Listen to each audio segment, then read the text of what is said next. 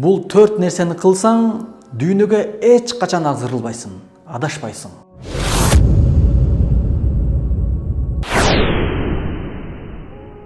Улуу алым Хасан ал-Басриден мындай деп сурашты. Дүйнөгө жүткүнбөй, умтулбаганыңыздын сыры эмнеде деп сурашканда, ал мындай деп жооп берди. Менин ырыскымды менден башка эч ким ала албастыгын билдим, ошондуктан ал нерсеге эч кабатыр болбодум. Кыжалат болбодум. Экинчи, менин иш-аракеттеримди менден башка эч ким кыла албастыгын билдим, ошондуктан аларды өзүм аткарууга кириштим. Үчүнчү, Аллах Таала мени көрүп, билип турарын билдим, ошондуктан ага күнөө кылып жолугуудан уялдым.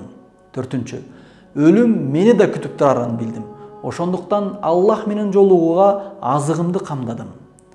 Хасан ал-Басри: жүткүнбөгөн тог адам болом десең, Аллахка жага турган эң жакшы инсан болом десең, анда ушул 4 акыйкатты жүрөгүңө киргиз.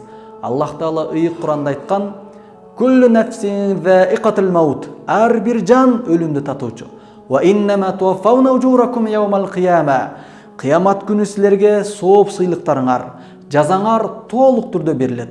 "Faman zuhziha 'anil nari wa udkhilal jannata faqad faz." Ким тозоктон кутулуп, бейишке киргизилсе, анда ал өтө чоң ийгиликке жетиптир.